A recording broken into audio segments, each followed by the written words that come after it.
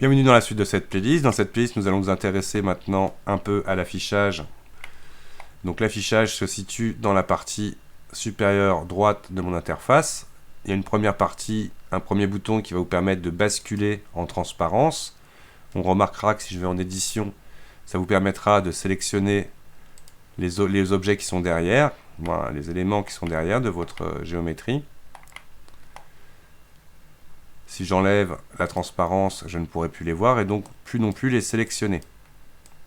Alors que là, on voit bien, hop, je fais ça, je peux sélectionner des éléments qui sont masqués par la géométrie. Vous avez le mode filaire,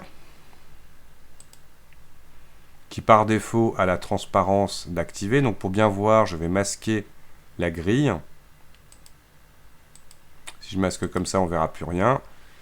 Donc je masque ma grille en enlevant le floor ici, dans les paramètres de l'overlay. Et donc là, on peut constater qu'on peut avoir l'affichage du filaire avec sans transparence non plus, donc les faces sont présentes. Quand je vais en mode shading, viewport, donc shading, l'ombrage, ce qui permet à la lumière d'être arrêtée par une géométrie et d'en projeter des ombres, etc., etc.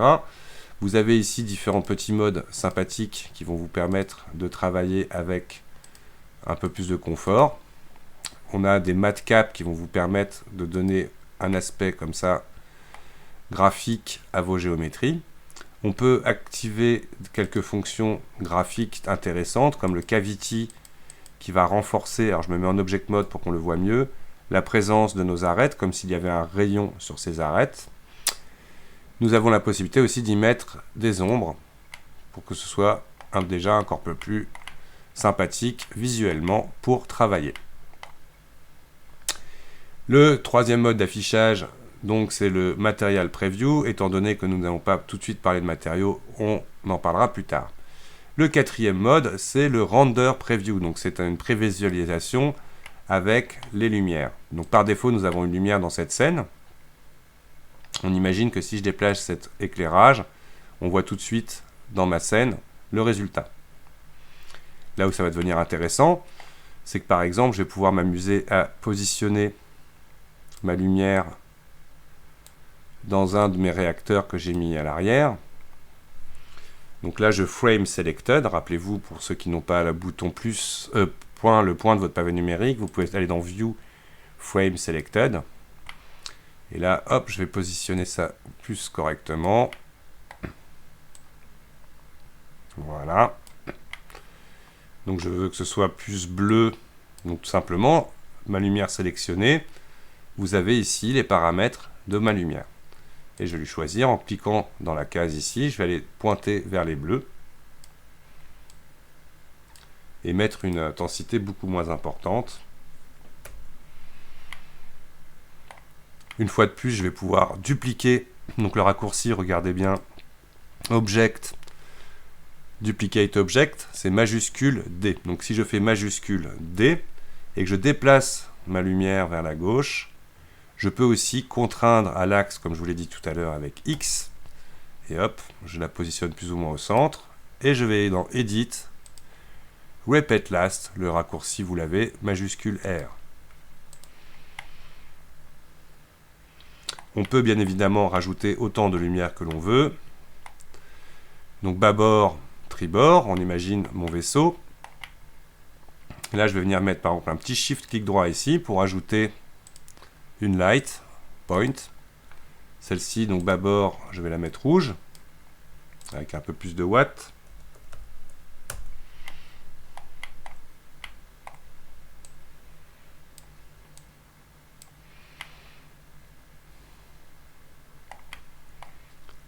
Non, on va en faire une ici. Add light point. Celle-ci, on va la faire verte. Lumière de signalisation de mon vaisseau. Alors l'éclairage de mon environnement n'ayant rien comme lumière, nous allons voir comment y mettre une image qui permettra d'éclairer ma scène. Et pour ce faire, tout bêtement, vous avez ici les paramètres du World Properties. Et là, nous retrouvons la couleur. Donc cette couleur sera visible qu'à partir du moment où vous êtes dans le Render Preview. Et là, si jamais je change ma couleur, on voit que ça va jouer sur l'éclairage complet de ma scène. Donc je vais chercher mon navigateur et aller chercher une image. Vous mettez par exemple Milky Way 360. Il faut accepter en tant qu'image et de chercher une image de type 360, donc qui va se faire un éclairage sphérique. Et en allant chercher, vous trouverez des images très sympathiques de Voie lactée, de galaxies. Je vais prendre par exemple, quoique celle-là elle a un bandeau sous licence, on ne va pas l'utiliser. Je vais cliquer dans une Milky Way. Prendre celle-là. Trouver quelque chose de plus éclairé. On va prendre ça. Donc, quoique c'est pas vraiment une 360. Qu'est-ce qu'on aurait de plus sympathique comme image?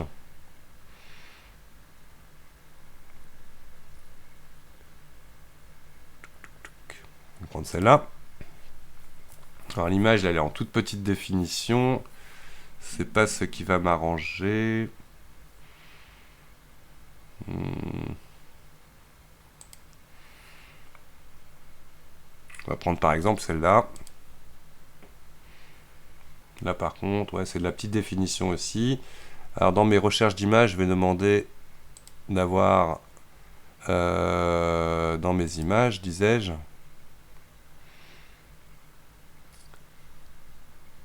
Save Search. On dirait que ça a un peu changé Google Images. Donc là, parce que je suis en image similaire, donc c'est peut-être pour ça. Avant, on pouvait choisir, voilà, outils, taille, grande, image. Et donc, voilà, on va prendre ça. Là, c'est parfait.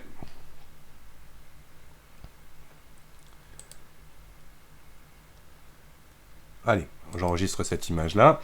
Donc tout bêtement, là, directement, vous cliquez sur l'image. Ouvrir l'image dans un nouvel onglet pour être sûr que ce soit la bonne définition. Oui. J'enregistre mon image dans mon dossier BA 2022. OK. Et là, tout bêtement, à la place de la couleur, vous avez un petit point sur le côté gauche. Je vais cliquer dessus et choisir Environnement Texture. Pour l'instant, on a cette couleur, étant donné qu'on n'a pas encore chargé d'image. Donc là, je vais aller chercher ma texture.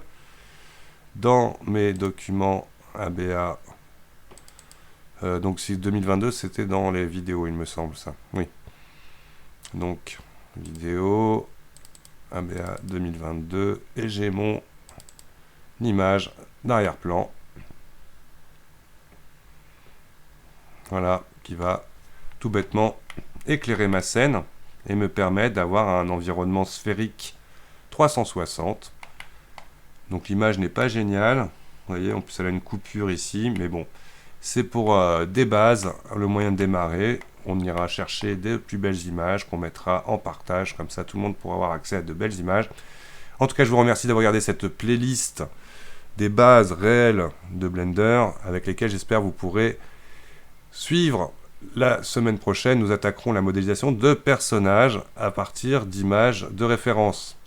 Merci, à bientôt.